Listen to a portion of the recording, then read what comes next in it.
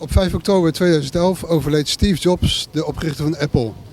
Hier achter mij op het Leidseplein in Amsterdam, waar Apple haar nieuwe hoofdkantoor en Apple Store aan het realiseren is op mede-initiatief van de Nederlandse Apple Community onemorething.nl een herdenkingsmuur geplaatst. Ik ga eens even kijken of daar reacties op zijn.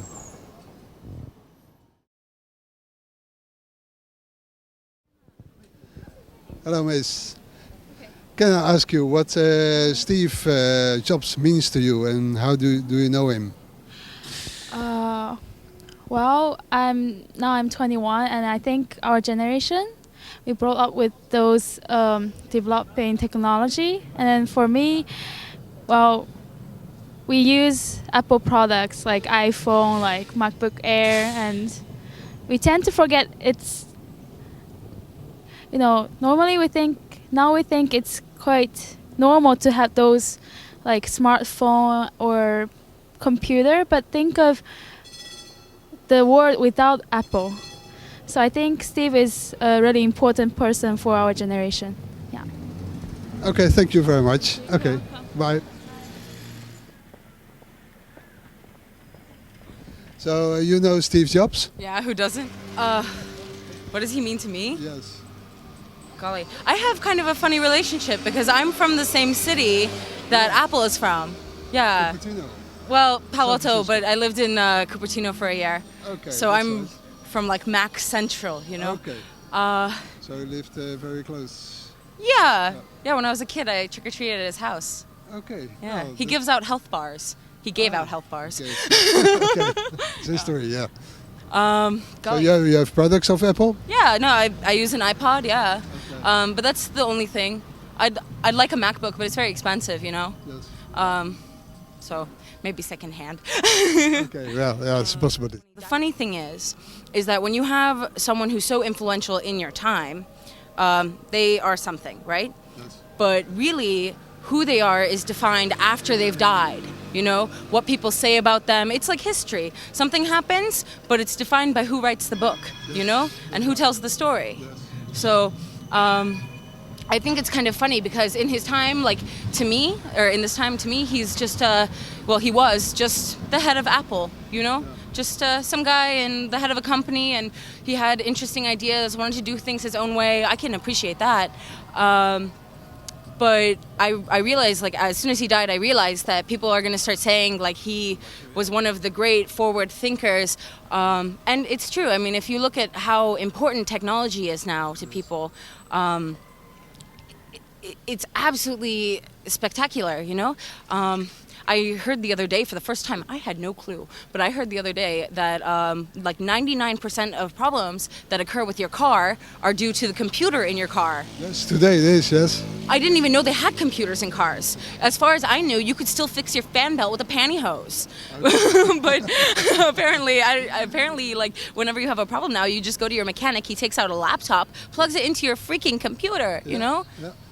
It's Twitter or something like that. I don't have a Twitter account. No. Okay. I'm a funny person because I'm a little bit of not a technophobe, Yeah. but I pull myself away from like excessive technology. Okay. I prefer to call my friend than to text them, you know? Yes. Okay. I'm really like I want things to be very personal still. I don't want to call, I prefer to call someone than to email.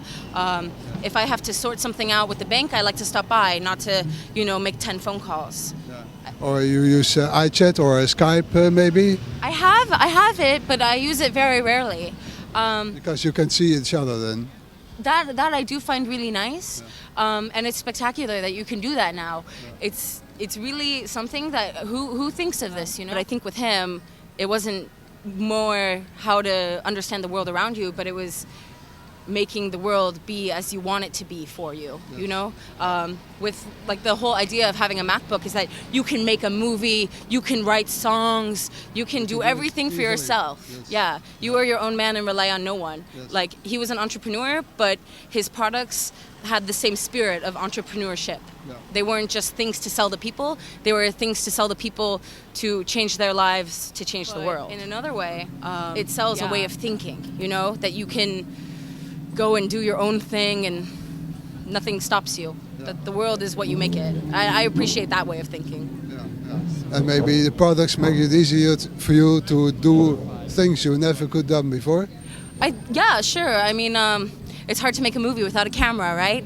And you can't write a note without any pen or paper. So no, that's of course naturally a part of it. I don't know. It's very interesting. Like this whole thing with like the internet is anyone can get published now. You know, anyone can do anything. But at once I find that beautiful that it's so free. But at the same time, because it's so free, there's now a flood of material, and that makes the question of what's good, you know, I think very confusing. I think if you're a good writer, because there's so much competition, it's hard to stand out. I mean, even things that are good, you know they're good when you see it, right?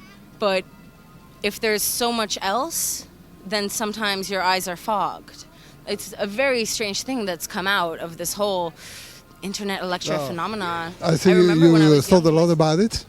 I do think I have this conversation many times, actually, yes. Okay. It's true. We won't tell anybody else. No. Okay, well, thank you very much for this interview, and hope you have a nice day in Holland. Thank you. Okay, bye-bye. Bye.